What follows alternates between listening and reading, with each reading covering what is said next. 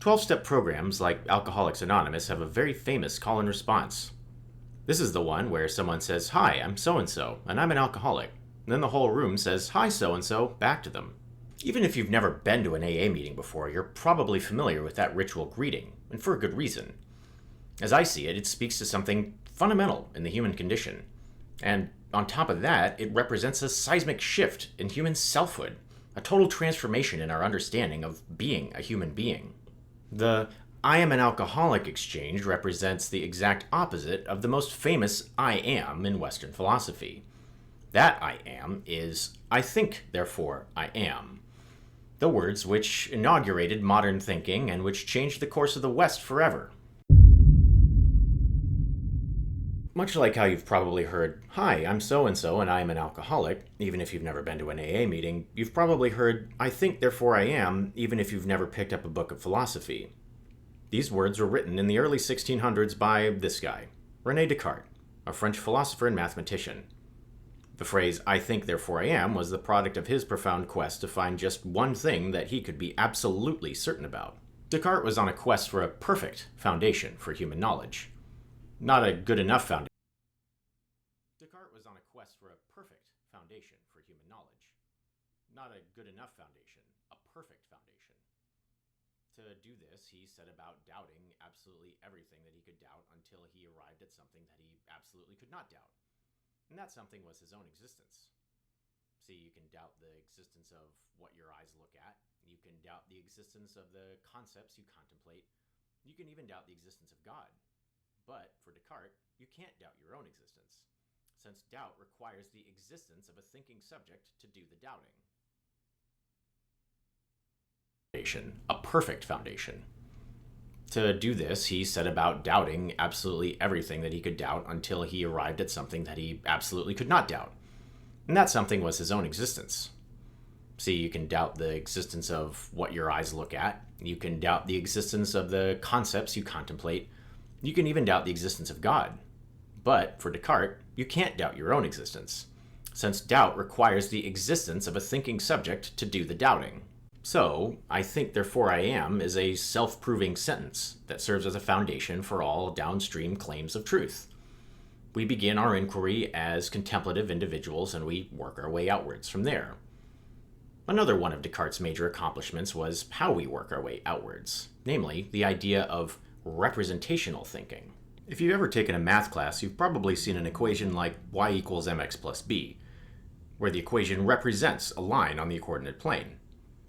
Y equals mx plus b is not a line. It is a representation of the line. Now, this representational relationship means that we can manipulate the line by manipulating the equation. In other words, we can do geometry by doing algebra. We can learn truths about lines and shapes by learning truths about equations. This is a massive breakthrough, and all kinds of new possibilities have become available as a result. These possibilities extend far beyond the world of formal geometry. The idea of representation has made it possible for equations to represent all kinds of things, like physical reality in general. There is a direct line between "I think, therefore I am" and E equals mc squared. So there's a lot to commend in what Descartes accomplished, but also a lot to criticize. As I see it, where he went most wrong is in his picture of what it means to be a human being. For Descartes, human beings are like mech suit pilots. We are isolated, disembodied, cognitive spirits who are somehow operating a physical body. We can push buttons to make our physical body move and check the screens to see what our physical body sees, but ultimately, we have to hope that what we see on our mech suit screens represents what's actually going on outside. Within our mech suits, we are ultimately alone. We can see other mech suits like ours walking around out there on the screens, but we have no idea what's going on inside them. We don't know if there are any other mech suit pilots like us in there or not. We cannot doubt our own existence, but the existence of other human beings is something that we can never be sure of. Now, this is the vision of human existence that, as I see it, has been completely turned inside out. To repeat what I said at the top, the AA call and response represents a complete 180 from this Cartesian vision of human existence. To lay out this new vision, I'm going to take you through the thought of the 20th century's two greatest philosophers, Martin Heidegger and Ludwig Wittgenstein. Martin Heidegger was a German academic in the early 20th century. To answer your inevitable question, yes, he was a Nazi piece of trash. On top of that, he also betrayed a bunch of people who mattered to him, like his mentor, Edmund Husserl, by denouncing his Jewishness so he could get his academic position. He betrayed his wife by cheating on her with a college student named Hannah Arendt. He also spent the last years of his life lying and covering up his Nazi stuff rather than taking responsibility for supporting the Third Reich. He was a repulsive human being. The gap between the low esteem that I have for his moral life and the high esteem I have for his thought cannot be overstated. Now that we've gotten the gross stuff out of the way, I want to take a look at what I think he got right. Heidegger went directly for Descartes' throat in his 1927 masterpiece, Being and Time. Consider again the phrase, I think, therefore I am. For Heidegger, Descartes' famous phrase completely overlooks the most important question of all. When Descartes said, I think, therefore I am, what does I am mean? What is? For Heidegger, all of Western philosophy, from Plato onward, had completely taken this question for granted.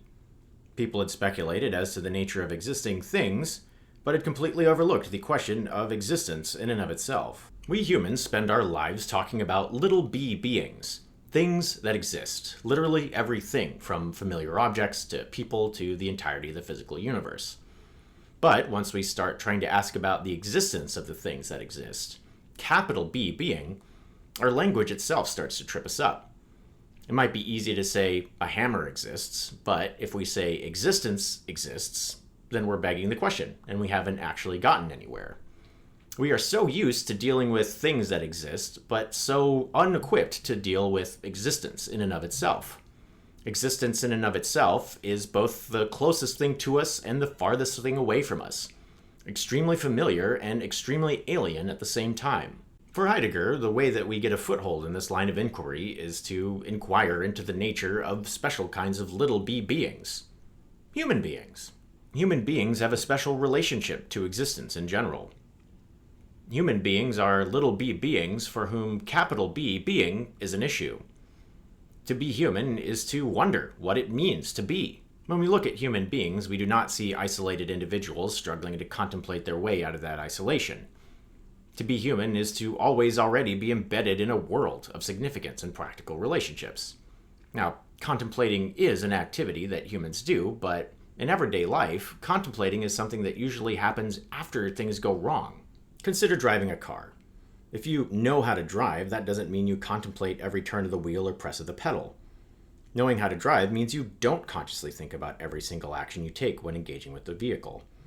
Now, if the vehicle malfunctions, if the steering wheel gets stuck, if the brakes stop working, whatever, then you have to consciously think about what's going on with your car. You have to rethink how to operate the car now.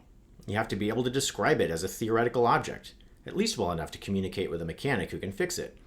But then after it's fixed, you can go back to using it the way you normally do, without having to have a conscious intention for every single thing you do with it. These practical engagements are themselves embedded in a world of interrelated significance. For example, to learn how to use a car, you also have to learn how to interpret streetlights. You have to know which side of the street to drive on. You have to know how to react when an emergency vehicle turns its lights on behind you. You have to know all about speed limits, and so on and so on and so on and so on. There is a world of driving, and to learn how to drive is to gain entry into this world of driving. Being human is a general case of this. To be a human being is to always already be embedded in a world of human being. This world of human being is that which is given to us and disclosed to us by the language and culture that we share with others. So the Cartesian vision of human beings as isolated individuals struggling to contemplate their way out of their isolation is completely incorrect. Nobody can ever fully escape the shared world of human significance. Contemplating is an important human activity, but it is not the definitive human activity. Suggesting that it is leaves us miserable and alienated from the true way in which we relate to existence in general and to each other. There's one more piece of Heidegger's thought that I want to highlight here. His early masterpiece is called Being and Time, and as the title suggests, it's crucial to consider how human existence relates to this most abstract of concepts. Mechanistic science, as inaugurated by Descartes, is deterministic. This means that events in the future are completely determined by events in the past. Now, this is a great way to understand a lot of beings, but not for understanding human beings. For Heidegger, human beings relate to time in a completely distinct way. What shapes us is not our past. What shapes us is our future. Human beings assert what our future is going to be, and then this assertion is what generates the significance of the world that we live in. To put it another way, our existence is given significance by our projects, those things that we project forward into the future. For example, when someone says they are a college student, they are projecting themselves forward into a future where they earn a degree. And this projection into the future is what gives their world its meaning. It situates them in a world of events and priorities. To declare oneself a student is to enter the world of studenthood by living forward into the future of earning a degree. To be a human in general is to be what we are committed to being. To sum up what we have so far, human being is defined not by isolated contemplation, but by intersubjective involvement and commitment. We're closing in on what's really going on when somebody goes to an AA meeting and declares themselves to be an alcoholic and gets instantly, explicitly, and publicly affirmed as such. To complete this picture, we're going to take a look at the other greatest philosopher of the 20th century, a man named Ludwig Wittgenstein. Ludwig Wittgenstein was the only philosopher to ever be physically attractive. He was an Austrian rich boy whose father was one of the wealthiest men in Europe. And to answer your question, no, he was not a Nazi piece of trash. He came from a family of Christianized Jews, and also he was a homosexual, so when Hitler came to power, he skipped town to England. He wrote 2 masterpieces over the course of his life. The first, Tractatus Logico-Philosophicus, he started in the trenches during the First World War and published in 1921. The second, Philosophical Investigations, was posthumously published from his notes in 1953, 2 years after he passed away. Investigations begins with a critique of a vision of language put forward by St. Augustine, a Christian theologian writing around the year 400. In his autobiographical work, Confessions, St. Augustine claims that he learned language as a child much like a foreign traveler learns a foreign language in a foreign land, showing up already having an idea of how language works, but just needing the adults around him to label things so that he could understand how words worked that way. For Wittgenstein, this is very obviously false. We do not learn our first language the way that we learn our second language. To use a Heideggerian phrase, to learn our first language is to be initiated into the world of being human. We don't show up having some pre-existing mental life and then afterwards use language to symbolize thoughts or objects that exist outside of that language. Our mental life begins when we start using language to express ourselves. Consider the case of a crying child. A comforting caregiver might hold the child and say, "Oh, you're sad, you're sad. I see that you're sad." And over time, the child learns to replace their crying with, "I'm sad, I'm sad." And then with, "I'm sad, because." Language creates our inner life, not the other way around. The most famous cluster of assertions in the Philosophical Investigations is called the private language argument, in which Wittgenstein demonstrates that a private language, a language understandable to exactly one person, is an impossibility. Consider making up a new word that you and only you could understand, because it refers to a feeling that you and only you could ever experience. How would you ever know that you are defining that word correctly? How would you know that the feeling you're referencing today is the same feeling that you're referencing yesterday or the day before that? How could you ever define a word if nobody could check that the rules you're using to define it are correct? For Wittgenstein, this is like buying multiple copies of the same newspaper to check if it's true. This challenges the idea that people exist as isolated individuals who use language to beam thoughts or feelings or images into each other's heads. If the meaning of a word was a private image or feeling or thought, then how could anyone ever be lost for words? Why do we not just invent new words for every single subtle shade of experience that we have? This challenge doesn't just apply to language, but to rule following in general. How do you know that you're following a rule? By applying another rule to see if you're following the first rule. And how do you know if you're following the second rule? By applying a third rule. And so on and so on and so on. The task of creating a perfect foundation for rule following is an impossible one for an individual. We only know that we are following rules correctly when other people tell us that we are or are not. Descartes wanted to refute skepticism by finding or creating an irrefutable foundation for individual human thought. For Wittgenstein, we do not have such a foundation, and that's okay, because we do not need such a foundation. Modern philosophy, since Descartes, has replaced the authority of God with the authority of reason. And Wittgenstein replaced the authority of reason with the authority of human community. So what does all of this have to do with AA? Let's take another look at that call and response. Hi, I'm so-and-so and I'm an alcoholic. Hi, so-and-so.